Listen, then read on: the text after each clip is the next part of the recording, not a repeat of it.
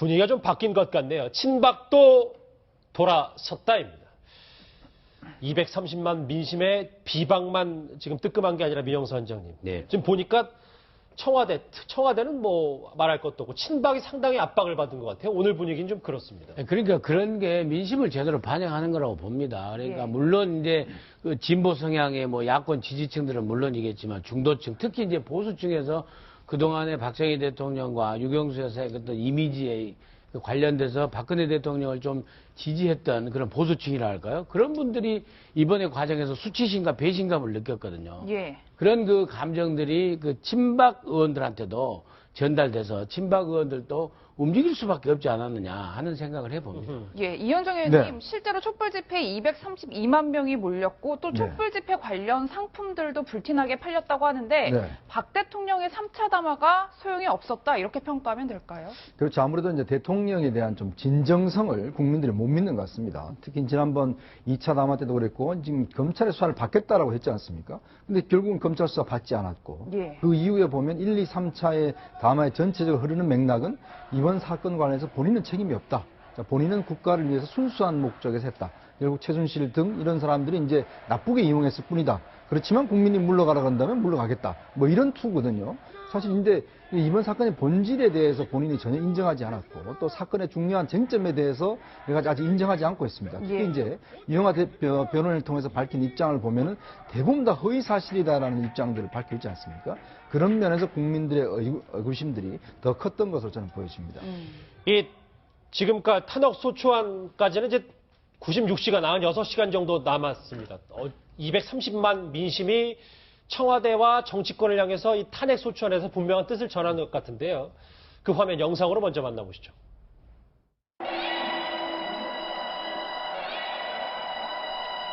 박근혜 보소, 박근혜 보소, 진실이 보소, 진실이 보소.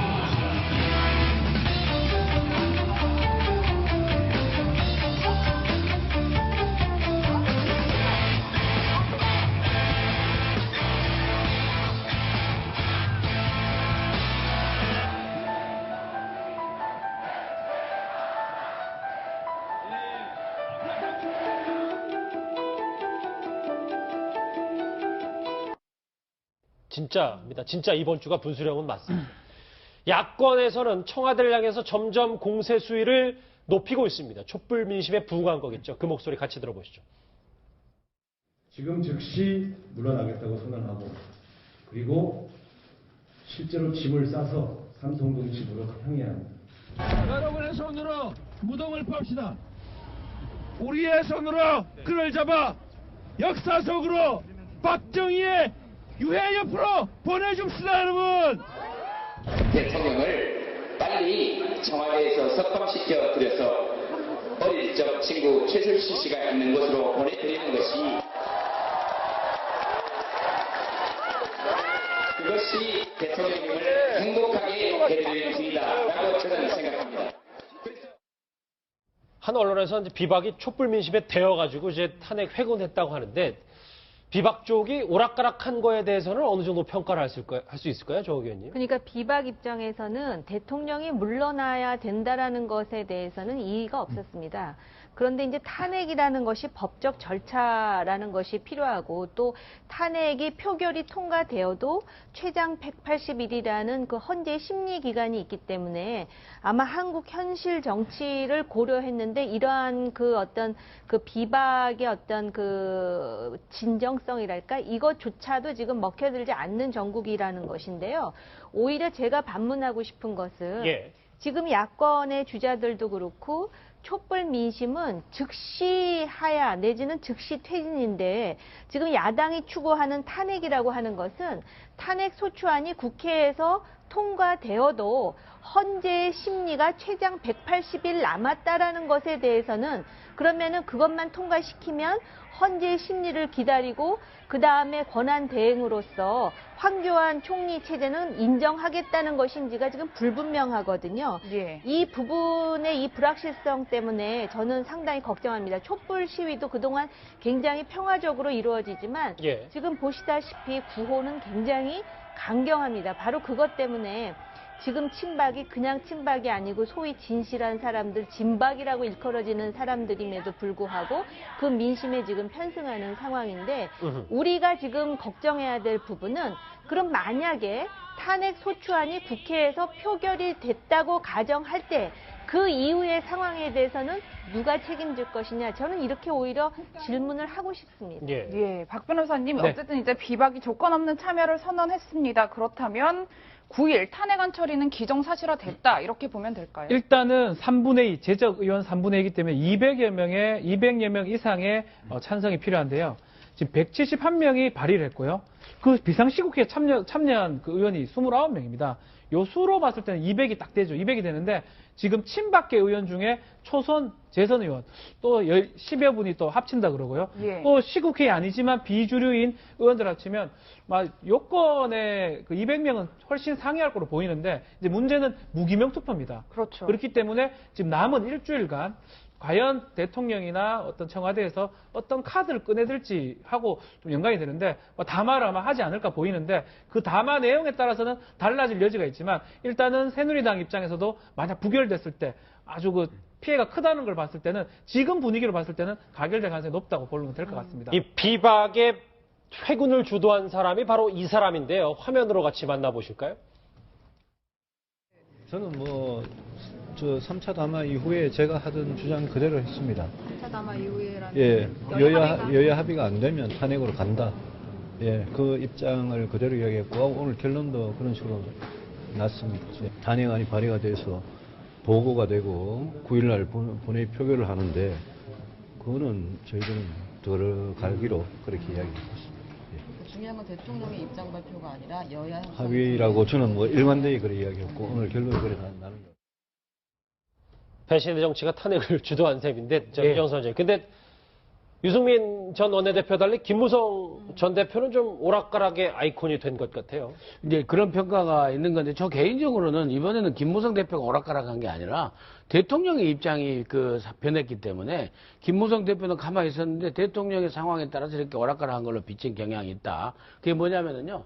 김무성 대표의 목표는 그것 같아요. 아무튼 대통령의 탄핵이 목표가 아니라 대통령의 퇴진이 목적입니다. 퇴진. 네. 이선 퇴진이 목적인데 그게 이 촛불 민심에 잘 먹히지 않은 거죠. 그런 의미에서 오락가락한 것처럼 보이는 상황 속에서 이 대통령께서 4월 퇴진을 하겠다라는 언론들의 의견을 받아들일 것처럼 하니 그러면은 4월에 퇴진을 기정사실화하면 굳이 탄핵할 필요가 없다.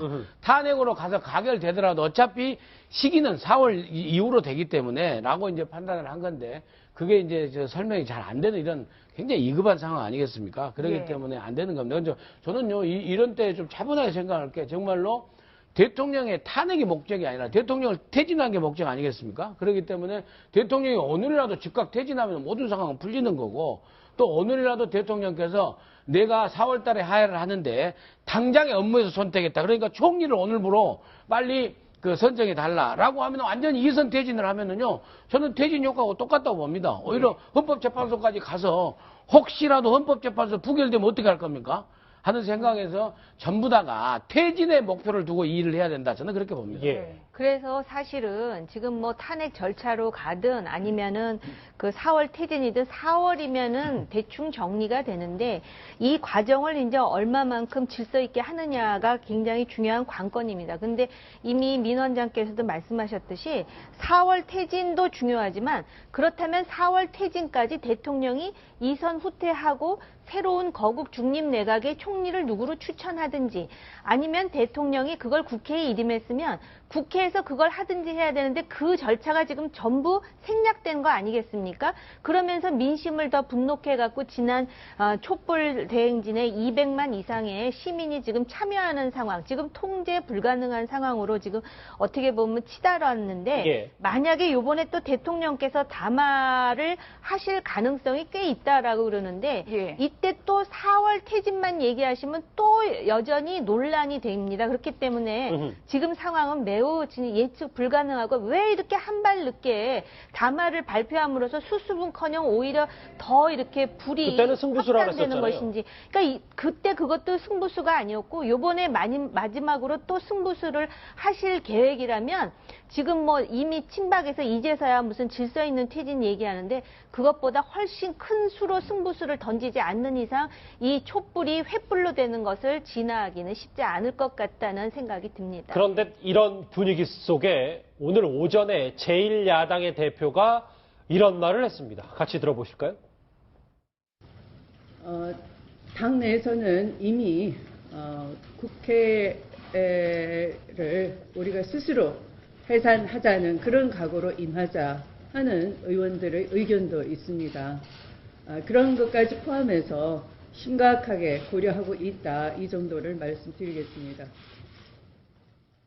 네, 국회 해산 이야기까지 나왔는데 네. 가능한 일인가요? 법적으로 가능하지 않죠. 우리나라 지금 법에는 헌법에 국회 해산권이 없습니다. 예. 근데 이제 국회를 해산하려면 의원 개개인이 다 국회의원직을 사퇴를 하는 경우죠. 예. 300명이 다 사퇴를 할 경우는 국회가 자동적으로 해산이 되겠죠. 근데 지금 추미애 대표가 한 이야기는 결국 이제 그 이번 탄핵안 통과에 대한 좀 결의를 가지자. 그만큼 절실하다. 에서 이제 이야기를 한 것이고 정말 절박하게 임해야 된다. 왜냐하면요.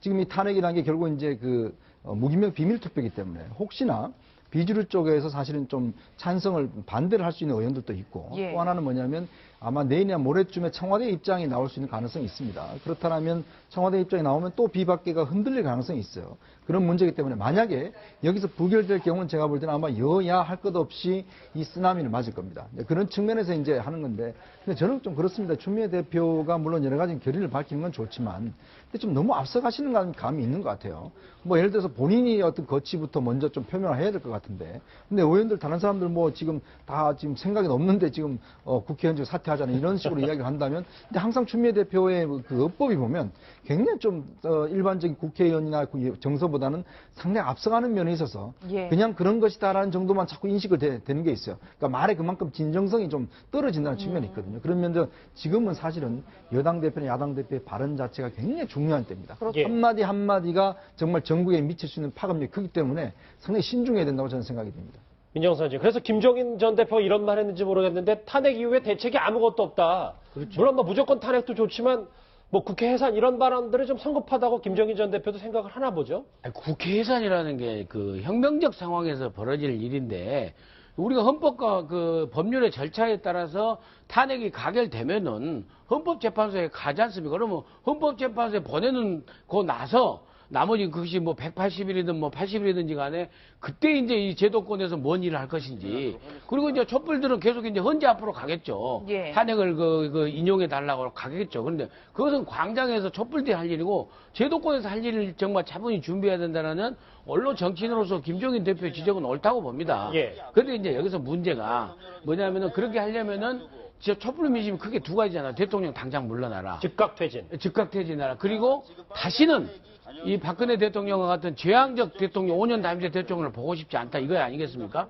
근데 두 번째 문제, 제도 개선에 가면 이게 개헌 문제하고 결부되기 때문에 근데 개헌이 친박들이 꼼수로 개헌을 갖다 살짝 비치가지고 지금은 전혀 개헌을 얘기할 수 없는 상황입니다. 예. 그렇기 때문에 탄핵이 정말 가결돼서 헌법재판소로 가고 난 뒤에는 그런저런 여러 가지 문제를 포함해서 좀 이제 차분하고 냉철하게 정치인들이 그 논의를 해야 된다. 저는 개인적으로 그런 생각을 하고 그런 의미에서 김종인 대표의 조언은 현 정치권들이 좀 귀중하게 들어야 된다. 저는 그렇게 생각합니다. 예. 그러니까 이게 이제 황교안 총리 권한대행이 임명하게 되면 아마 역대 최장의 어떤 총리 권한대행이 될 가능성이 그러니까 대통령 권한대행 가능성이 높아요. 그러면 내년 6월 달까지 만약에 대통령, 그러니까 이 탄핵이 결정이 되지 않으면 사실 그 사이에 여러 가지 외교적 행위라든지 조약 체결이라든지 또 인사라든지 국무위원 임명이라든지 이게 다 올 수도 없답니다. 그렇네요. 왜냐하면 이게 물론 할 수는 있겠지만 사실은 그렇게 총리가 적극적으로 할 수는 없는 상황이거든요. 예. 그러면 지금 야당에서는 황교안 총리 도대체 못 믿겠다는 거 아닙니까? 그러면 이후에 그러면 그 황교안 총리의 행위에 대해서 야당이 가만히 있겠습니까? 계속 또 흔들겠죠. 그렇죠. 그러면 국정 혼란은 정말 이제는 걷잡을 수 없습니다. 예. 그리고 또 황교안 총리의 탄핵을 어떻게 내겠습니까? 총리 대행으로서의 어떤 직무에 문제가 있을 때 탄핵을 낼 수가 있는데 예. 낼 수가 없거든요. 아. 자, 그러면 이제 야당의 딜레마는 거기에 있습니다. 지금 황교안 총리를 인정 안 하고 싶지만 인정할 수밖에 없는 상황이 돼 가잖아요. 그러면 김종인 전 대표 이야기도 그겁니다. 지금 일단 탄핵되기 전에 빨리 야당에서 거국내각 총리랑 이걸 빨리 하자. 예. 그래서 일단 우리와 비슷한 사람을 세워서. 근데 그게 90시간 동안 할 수 있을까요? 아니, 생각하면 가능하죠. 왜냐하면 지금도 김병준 총리 내정자도 있고, 예. 일정 자체를 빨리 앞당긴다면 저는 불가능한 일이 아니라고 보거든요. 그렇다면 이 문제부터 빨리 해결을 해야 되는데, 만약에 황교안 총리 대행으로 그냥 갈 경우는 내년 6개월 동안은 우리가 황교안 총리를 보고 지금 국정을 운영해야 되는데 과연 공무원들이 말을 듣겠습니까?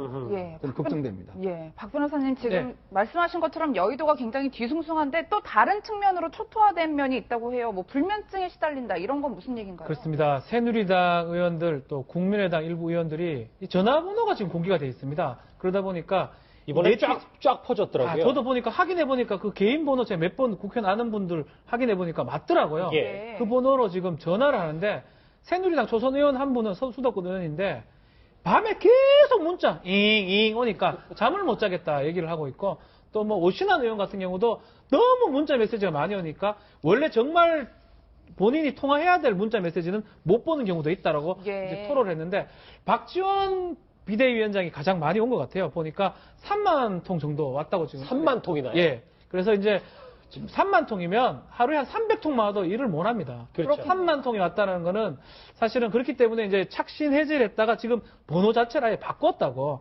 그렇게 알려져 있습니다. 자, 근데 이런 분위기 속에서 이분이 오랜만에 입을 열었습니다. 한번 얘기를 들어보죠. 정옥 의원님, 저 얘기 같이 읽어볼게요. 선택의 잘잘못을 떠나서 국민이 선출한 대통령입니다. 박근혜 대통령이 죽을 죄를 지은 것도 아니지 않습니까? 하나 더 있습니다. 절차를 밟아서 4월 말에 내려오겠다는데 굳이 머리채 잡고 바로 끌어내리겠다는 야당의 처사는 좀 과한 측면이 있지 않은가요? 오랜만입니다. 이번 홍준표 지사가 저 얘기를 했습니다. 정 의원님, 죽을 죄를 지은 건 아니라고 하네요. 죽을 죄가 아니고 탄핵될 죄겠죠.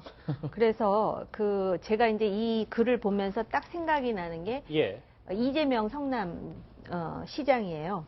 그러니까 지금 이제 아마 홍준표 지사는 이런 논조로 이제 한국의 어떤 오른쪽에 있는 트럼프를 지향할 것 같다는 생각이 들고 예. 이재명 시장은 이미 생각은 많이 다르지만 어떤 트럼프적인 그런 어떤 하여튼 우아하진 않다고 본인이 그러지 않았습니까? 그런 식의 어떤 정치 지형을 좀 넓혀가려고 하는 게 아닌가 이런 생각이 들고요. 실제로 지금 대통령이 어떤 문제가 있었는지에 대해서는 이미 다 공개가 되지 않았습니까? 이제 절차가 중요한 건데, 그리고 또 정치인으로서 자기의 어떤 생각과 소신이기 때문에 제가 이걸 가지고 뭐 왈가왈부할 수는 없겠지만 지금 현재의 어떤 정서 또는 국민의 어떤 생각과는 많이 동떨어져 있는 부분이죠. 근데 아마 이분은 이렇게 해가지고 또 이제 뭐라 그럴까요? 친박 내지는 우파 지형에 있는 어떤 유권자들을 견인할 수 있다라는 그런 정치적인 생각도 하는 건가 이런 생각이 듭니다. 왜냐하면 지금 정확한 건 아니지만 대통령의 어떤 지지도가 5%에서 지금 10% 가까이 올라갔다라는 지금 보도도 나오고 있고 TK 지역도 지금 그렇지 않습니까? 그러니까 이게 만약에 대통령이 또 다른 담화를 발표해가지고 이선 후퇴까지 얘기하면 지금은 이제 친박들이 나서고 있지만 보수 쪽에 침묵하고 있던 사람들 중에 질서를 좀 갖춰가면서 퇴진하겠다는데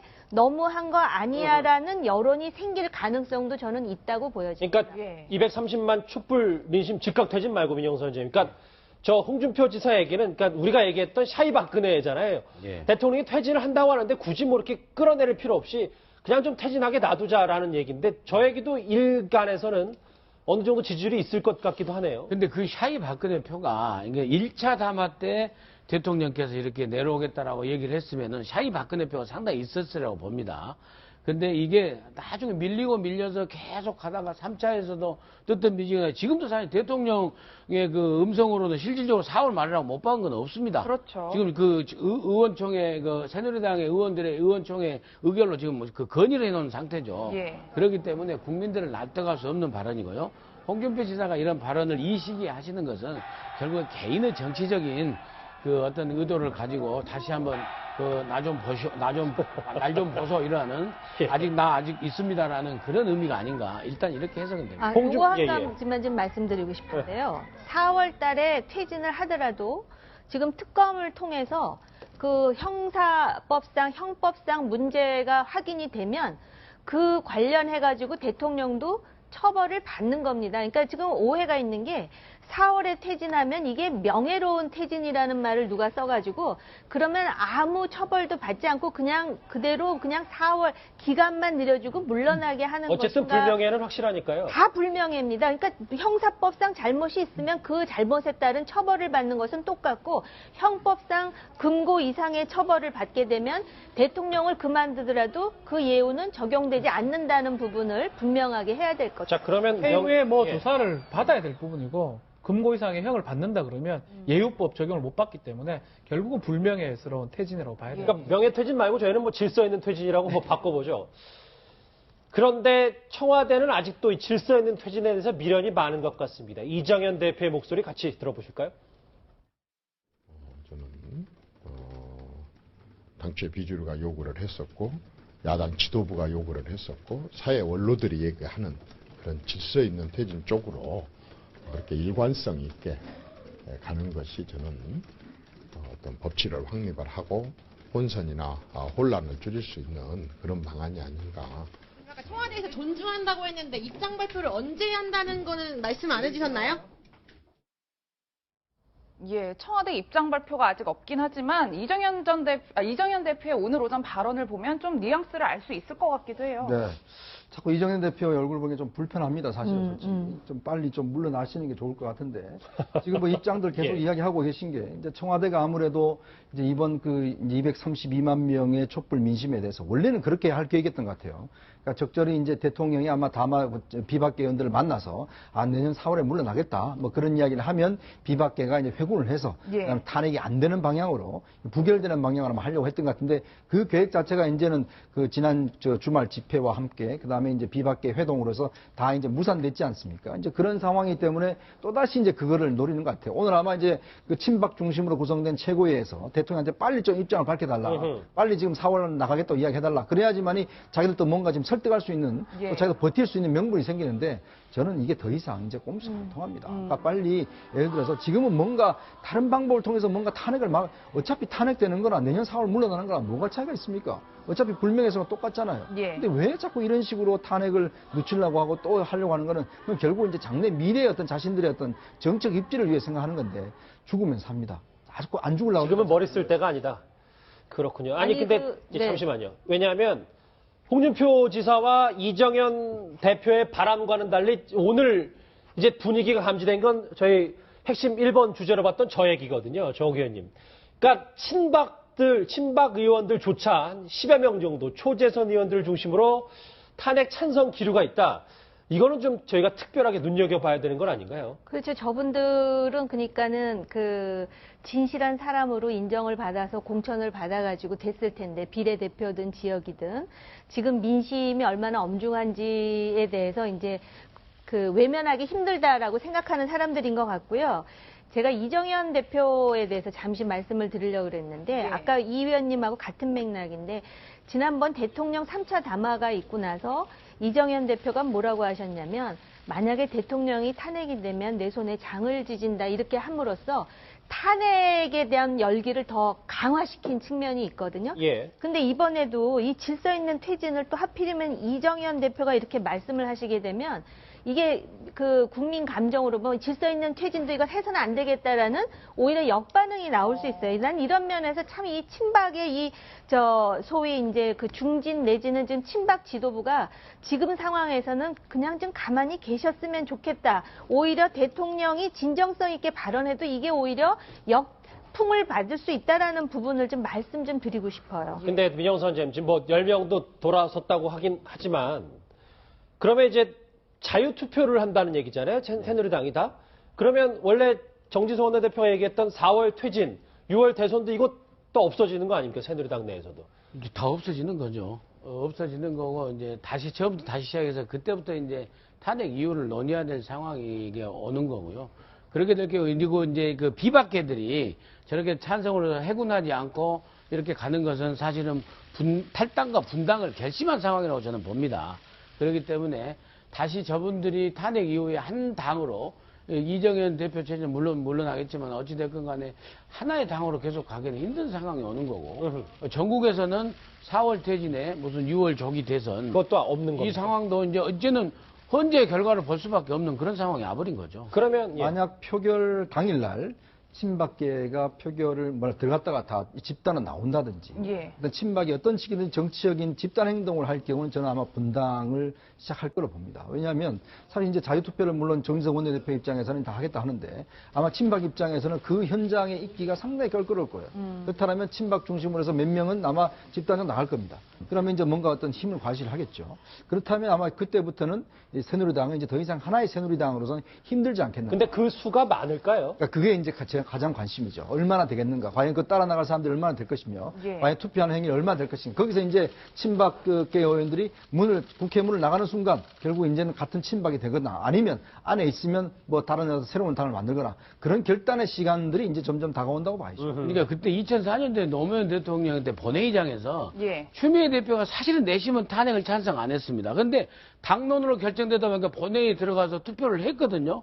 그러니까 했는지 안 했는지 어디에 찍었는지 모르지만 추미애 대표는 탄핵에 찬성한 걸로 해가지고 그 뒤로 정치적으로 한 7, 8년 동안을 탄핵료를 얼마나 고생을 했습니까? 예. 지금은 이제는 그 친문그룹에서 같이 가고 있지만은 그리고 그때 상황에요. 이 화면 보시면 알겠지만은 그때 당시에 열린우리당 노무현 대통령과 함께한 여당이 소수였어, 소수. 47석밖에 안 됐어요. 예. 그리고 정동영 의장을 비롯한 저분들이 이제 그 회의장을 본회의장에서 박관영 의장이 처리를 못하도록 몸싸움을 하면서 저기서 이제 항의를 한 게 그겁니다. 왜 그 무기명 비밀 투표인데 투표장에서 이렇게 그 커튼을 살짝 보이면서 공개 투표를 하느냐. 막 거기에 대해서 이제 정동영 의원이라든지 송영길 의원 이분들은 초세선들은 막 단상으로 몰려가고 예. 또 이제 지도부들은 이렇게 돌아가신 김근태 의원이나 이런 분들은 그 본회의 자기 좌석에 서가지고 엄청나게 하는 그 장면이 연출됐었죠. 근데 이번에 친박들이 저때 당시에 열린우리당의 그 47명의 의원들처럼 몸싸움 하기보다는 아마 이현정 의원 추측대로 본회의장에 안 들어가기가 쉽지 않냐 저는 그렇게 봅니다. 예, 정 의원님 실제로 오늘 청와대가 굉장히 곤란함을 표현을 한 게 매일매일 오전마다 출입 기자들을 상대로 브리핑을 하는데 그것마저 취소를 했다는 거예요. 네. 보통 이제 대통령 외부 수행 일정으로 수행할 때는 이제 브리핑이 없기도 했지만 오늘 같은 경우는 청와대 대변인이 딱히 뭐 브리핑할 게 없든지 아니면은 진짜 대통령을 중심으로 해서 뭔가 준비를 하고 있든지 둘 중에 하나라고 보여질 수가 있죠. 그리고 오늘 국정조사에서 이제 그 청와대 관계자들이 전부 나와서 또 이제 증언을 해야 되는 상황이기 때문에 그랬는지 모르겠는데 국정조사에 나온 그 대통령 실장을 포함해서 인사들을 보니까 아직 그 어떤 그 민심의 상황을 정확히 간파하고 있지 않다라는 느낌. 청와대가요? 예, 그렇습니다. 예. 지금 그 경호실 차장의 그 답변도 그렇고 예. 정말 이게 상황이 얼마나 엄중한지를 제대로 아는 것인가라는 그런 의구심이 들 정도로 아직 그 상황 파악을 제대로 하고 있지 못한 것인지 아니면 전부 대통령의 입만 쳐다보고 있는 것인지 둘 중에 하나겠죠. 민정수 선생, 그러면 원래 4차 대국민담화 한 해만 했을 때 이제 비박계 설득하려고 뭐 물밑 접촉한다는 했는데 친박까지 더 돌아서면 오히려 대통령이 담화를 할 이유가 없어지는 거 아닌가요? 아니, 완전히 이제 없어지는 거죠. 그리고 이제 대통령께서도 이 상황이 그렇게 돼버리면은 헌법과 법률에 따라서 지켜보겠다. 지켜보면서 이제 제가 추측할 수 있는 것은 그런 것이 아닐까 싶습니다. 왜냐면은 특검 수사를 일단 받아야 되죠. 대통령께서. 예. 특검 수사를 받고, 그 다음에 헌재로 넘어가서 특검 수사가 종료되고, 그 다음에 헌재의 판결이 임박한 시점에 대통령께서는 스스로 사임하는 예. 이런 상황이 올지도 모른다. 그 경우 외에는 대통령이 지금 뭐 할 수 있는 상황이 전혀 없지 않느냐 이런 생각이 듭니다. 알겠습니다. 자, 그래서 결국은 4월 퇴진, 6월 뭐 대선 하지 않습니까? 이렇게 하나 저렇게 하나 대충 그렇게 될 것 같습니다. 뭐 헌재를 가든 뭐를 하든 4월 퇴진, 봄에 퇴진이 될 것 같다 뭐 이런 얘기까지 첫 번째 주제 오늘 오전 정치권 움직이는 소식으로 정리를 해봤습니다.